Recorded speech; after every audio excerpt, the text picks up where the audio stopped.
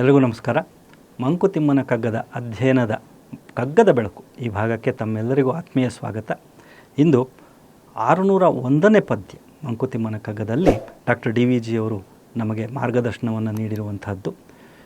ಇರುವ ಕೆಲಸವ ಮಾಡು ಕಿರಿದೆನದೆ ಮನವಿಟ್ಟು, ಇರುವ ಕೆಲಸವ ಮಾಡು ಕಿರಿದೆನದೆ ಮನವಿಟ್ಟು, ದೊರೆತುದ ಹಸಾದವೆಂದುಣ್ಣು ಗೊಣಗಿಡದೆ, ದೊರೆತುದ ಹಸಾದವೆಂದುಣ್ಣು ಗೊಣಗಿಡದೆ, ಧರಿಸು ಲೋಕದ ಭರವ ಪರಮಾರ್ಥವನ್ನು ಬಿಡದೆ, ಧರಿಸು ಲೋಕದ ಭರವ ಪರಮಾರ್ಥವನ್ನು ಬಿಡದೆ, ಹೊರಡು ಕರೆ ಬರಲ್ ಅಳದೆ ಮಂಕುತಿಮ್ಮ.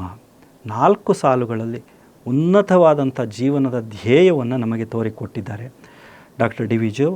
ಇರುವ ಕೆಲಸವ ಮಾಡು ಕಿರಿದೆನದೆ ಮನವಿಟ್ಟು, ನನಗೆ ದೊರೆತಿರುವಂಥ ಯಾವ ಕೆಲಸವಾದರೂ ಸರಿ, ಇದು ಕಿರಿದಾದದ್ದು, ಇದು ಕೀಳಾದ್ದು ಅಂತ ಅಂದುಕೊಳ್ಳದೆ, ಭಾವಿಸದೆ, ಮನಸ್ಸಿಟ್ಟು ಸಂತೋಷದಿಂದ, ಶ್ರದ್ಧೆಯಿಂದ, ದಕ್ಷತೆಯಿಂದ ಯಾವ ಕೆಲಸ ನನ್ನ ಪಾಲಿಗೆ ಬಂದಿದೆಯೋ ಅದನ್ನು ಮಾಡಬೇಕು.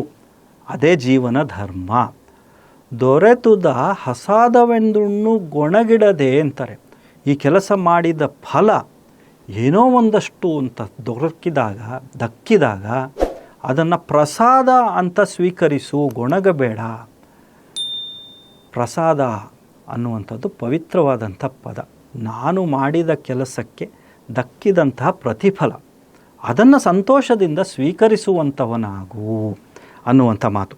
ಧರಿಸು ಲೋಕದ ಭರವ ಪರಮಾರ್ಥವನ್ನು ಬಿಡದೆ, ಅಯ್ಯೋ ಈ ಪ್ರಪಂಚದಲ್ಲಿ ನಾನು ಮಾಡ್ತಾ ಇರೋ ಕೆಲಸ ಬಹಳ ಕಷ್ಟಕರವಾದದ್ದು ಅಂತ ಆ ಪರಮಾರ್ಥವನ್ನು, ಆ ದೈವವನ್ನು, ಅದರತ್ತ ಗಮನ ಹರಿಸದೇ ಈ ಜೀವನವನ್ನು ನಡೆಸಬೇಡ. ಪರಮಾರ್ಥ ಅನ್ನುವಂಥದ್ದು, ಪರಮಾತ್ಮ ಅನ್ನುವಂಥದ್ದು, ಆ ಒಳ್ಳೆಯ ಕೆಲಸ ಅನ್ನುವಂಥದ್ದರ ಗುರಿ, ಆ ಅಭಿಲಾಷೆ ಮನಸ್ಸಿನಲ್ಲಿ ಸದಾಕಾಲ ಎಚ್ಚರವಾಗಿರಬೇಕು, ಜಾಗೃತವಾಗಿರಬೇಕು. ಕೆಲಸ ಮಾಡ್ತಾ ಇದ್ದೀನಿ ಅನ್ನುವಂತಹ ಆ ಕೆಲಸದ ಮಧ್ಯದಲ್ಲಿ ಆ ಪರಮಾರ್ಥವನ್ನು, ಆ ಚಿಂತನೆಯನ್ನು ಕಡೆಗಣಿಸಬೇಡ. ಆ ಪರಮಾರ್ಥವನ್ನು ಬಿಡದೆ ಮಾಡಬೇಕಾದಂಥ ಕೆಲಸವನ್ನು ಮಾಡು.